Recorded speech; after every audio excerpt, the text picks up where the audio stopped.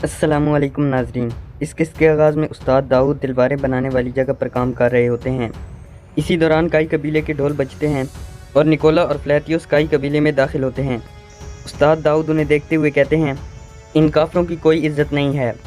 तमाम लड़ाइयों को हारने और अपने फ़ौजियों को हलाक करवाने के बाद ये अब भी बेगैरतों की तरह मुँह उठाए चले आ रहे हैं। निकोला और फ्लैतियोस जब सरदारी खेमे में दाखिल होते हैं तो सरदारी नशिस्त पर अर्तुरुल गाजी बैठे होते हैं।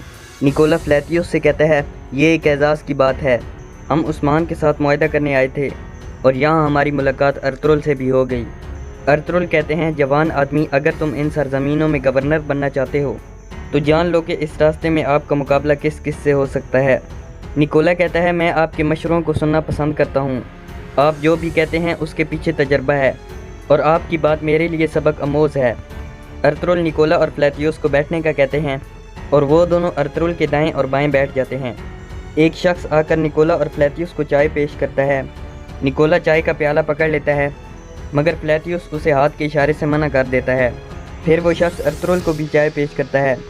अर्तुरुल निकोला से कहते हैं, क्या आप कैदी चाहते हैं? निकोला कहता है, हम अपने शहरी चाहते हैं। अर्तुरुल पूछते हैं, इसके बदले हमें क्या मिलेगा? निकोला अपने सिपाहियों को इशारा करता है तो सिपाही सोने का संदूक लाकर अर्तुरुल के सामने रख देते हैं। अर्तुरुल सोने को देखते हुए निकोला से कहते हैं, हम इस सोने के बदले आपको जानवर तक न दें। ये सुनकर फ्लैतियोस को बहुत गुस्सा आता है। निकोला कहता है, एक सिपाही से लेकर एक ताजिर तक मैं सब का मिजाज बखूबी जानता हूँ। अर्तुरुल साहिब, मैं आपके साथ मुआहदा करना चाहता हूँ।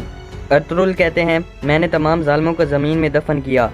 अगर आप कल तक इस सोने से दुगना सोना नहीं देते तो मैं कैदियों के साथ आपको भेज दूँगा। फ्लैतियोस को अर्तुरुल की बातों पर बहुत गुस्सा आ रहा था। दूसरी तरफ उस्मान ज़ख्मी हालत में खुले मैदान में भाग रहा था और कुसकून के कुछ आदमी उस्मान के ताक़ुब में थे। इधर निकोला अर्तुरुल से कहता है, कल आपके पास वो सब होगा जो आप चाहते हैं। फ्लैतियोस निकोला की ये बात सुनकर हैरान होता है और अचानक उठकर अपने दोनों हाथ सिपाहियों की तरफ बढ़ाता है। फ्लैतियोस जब अपने हाथ फैलाता है तो फ्लैतियोस के हाथों से चाकू तीर की तरह निकलते हैं, जिससे काई कबीले के तमाम मुहाफिज सिपाही मारे जाते हैं। फिर फ्लैतियोस अपना पोशीदा खंजर बाहर निकालता है और अर्तुगरुल गाजी के पेट में घोंप देता है और कहता है, बूढ़े शख्स, तुम बहुत बातें कर रहे थे। मैं अभी तक नहीं भूला, तुमने मेरे वालिद को भी मार डाला था।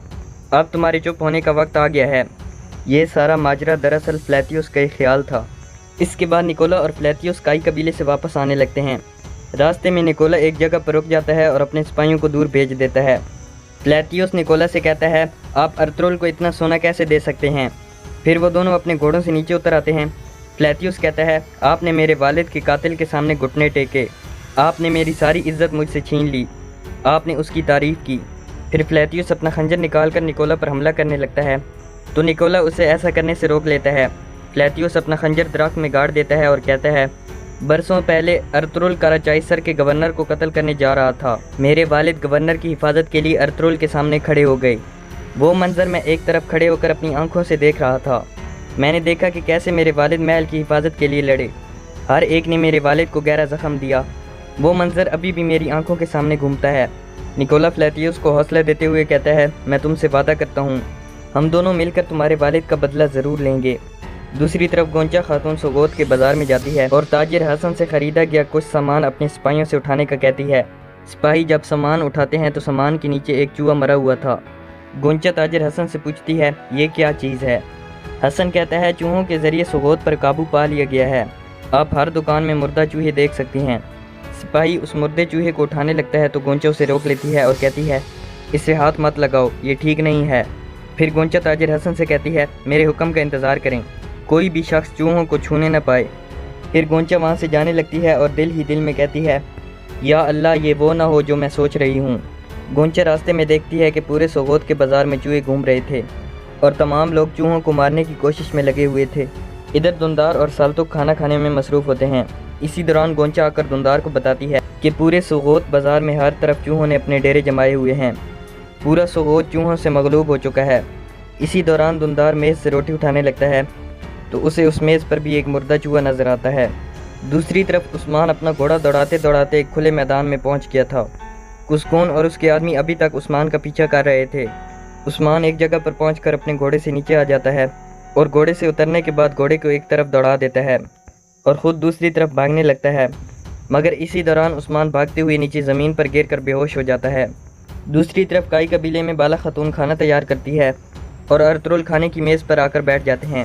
اس کے بعد استاد داؤد اور کمہار بھی اندر آ کر ارطغرل کے پاس کھانے کی میز پر بیٹھ جاتے ہیں۔ دوسری طرف کسکون اور اس کے آدمی عثمان کو تلاش کر رہے تھے۔ راستے میں ان کا سامنا کمرال ابدال سے ہو جاتا ہے۔ کسکون کمرال ابدال سے پوچھتا ہے، کیا تم نے چاروں طرف ایک زخمی آدمی دیکھا ہے؟ کمرال ابدال پیچھے مڑتے ہیں اور کسکون کے سامنے کھڑے ہو جاتے ہیں۔ کسکون اپنے گھوڑے کے ساتھ کمرال ابدال پر چڑھائی کرنے کی کوشش کرتا ہے، مگر کسکون کا گھوڑا ایک قدم بھی آگے نہیں بڑھاتا۔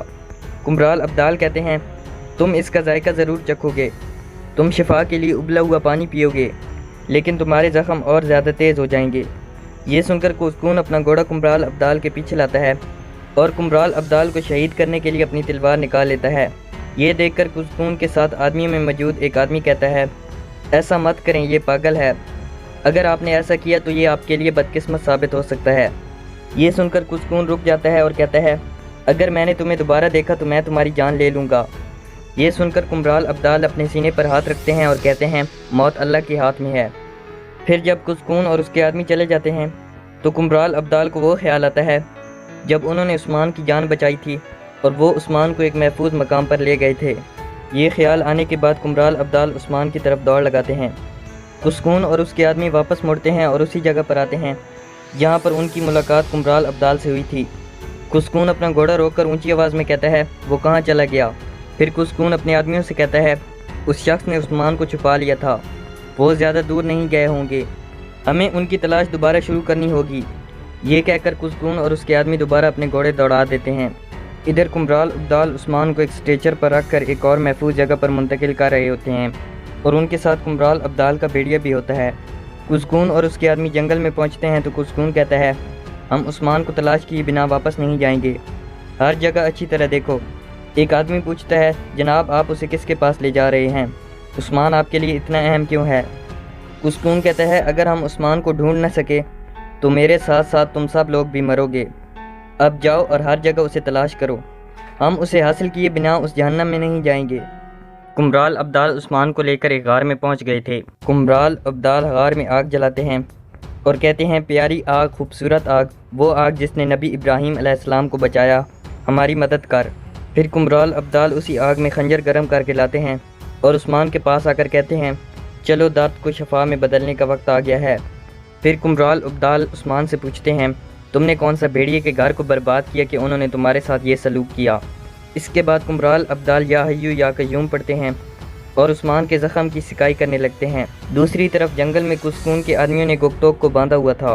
اسی دوران ان پر تیروں کی برسات ہو جاتی ہے اور کسکون کے تمام آدمی مارے جاتے ہیں۔ گندوز اور باقی کائی سپاہی جو عثمان کی تلاش میں نکلے تھے وہ وہاں پر پہنچ آئے تھے۔ بوران گوگتوک کے پاس آ کر اس کے ہاتھ کی رسیاں کھولتا ہے اور گندوز اس اجنبی آدمی کی لاش کو دیکھنے لگتا ہے جسے عثمان اپنا والد سمجھ رہا تھا۔ اس کے بعد گندوز اس اجنبی آدمی کے ہاتھ میں موجود انگوٹھی کو دیکھتا ہے اور کہتا ہے، یہ میرے والد کی طرح ملبوس ہے، وہی پگڑی وہی انگوٹھی۔ پھر گندوز گوگتوک سے پوچھتا ہے، یہاں کیا ہوا تھا؟ گوگتوک گندوز کو تمام صورتحال سے آگاہ کرتا ہے اور کہتا ہے، کسکون اپنے سپاہیوں کے ساتھ عثمان صاحب کے پیچھے ہے، ہمیں جلدی سے سڑک تک پہنچ کر عثمان کی جان بچانا ہوگی۔ پھر گندوز اور باقی تمام سپاہی عثمان کی تلاش میں نکل پڑتے ہیں۔ ادھر عثمان غار میں سویا ہوا تھا اور اسے الیکسس کے خلاف کچھ جنگ کے مناظر یاد آتے ہیں۔ یہ خیال آتے ہی عثمان کی آنکھ کھل جاتی ہے۔ کمرال ابدال عثمان سے کہتے ہیں، ہمارے پیچھے پہاڑ ہے اور ہم یہاں بالکل محفوظ حالت میں ہیں، میں تجربہ کار نہیں ہوں لیکن پھر بھی میں محتاط رہنا چاہتا ہوں۔ عثمان کہتا ہے، تم میری زندگی پر حق رکھتے ہو۔ کمرال ابدال کہتے ہیں، یہ آپ کی زندگی نہیں ہے۔ عثمان پوچھتے ہیں، آپ مجھے کیسے جانتے ہیں؟ کمرال ابدال کہتے ہیں، اگر میں آپ کو نہیں جانتا تو یہ آنکھیں، یہ کان اور میری پیٹھ پر موجود کھال مجھ سے ناراض ہو جائے۔ پھر کمرال ابدال عثمان کو ایک شربت پیش کرتے ہیں۔ عثمان کہتا ہے، انہوں نے ہمیں پھنسایا۔ کمرال ابدال کہتے ہیں، اور آپ وہاں سے نکل گئے۔ پھر عثمان کہتا ہے، مجھے قبیلے جانا چاہیے۔ پھر عثمان اٹھنے لگتا ہے تو عثمان کو کچھ خیال آتا ہے اور عثمان کہتا ہے، انہوں نے میرے والد کو بھی پھنسایا ہوگا، یابلک حسن نے قبیلے پر چھاپا مار دیا ہوگا۔ یہ کہہ کر عثمان وہاں سے اٹھنے لگتا ہے تو کمرال ابدال عثمان کو روکتے ہوئے کہتے ہیں، یقیناً وہ گھات لگاتے ہیں مگر ہوتا صرف وہی ہے جو اللہ چاہتا ہے۔ دوسری طرف محل میں ایک بچہ انجیر کی باسکٹ اٹھا کر بھاگ رہا ہوتا ہے۔ اسی دوران اس کی ٹکر نکولا سے ہو جاتی ہے۔ نکولا کو دیکھ کر بچہ ڈر جاتا ہے۔ سپاہی آگے بڑھ کر باسکٹ کو سمیٹنے لگتا ہے تو نکولا اسے ہاتھ کے اشارے سے روک لیتا ہے اور بچے کا انجیر کھاتے ہوئے کہتا ہے تمہاری انجیر شہد کی طرح میٹھی ہے۔ پھر نکولا اسے انجیر کے بدلے سونے کا سکہ دیتا ہے۔ یہاں پر اس ایپیسوڈ کا اختتام ہو جاتا ہے۔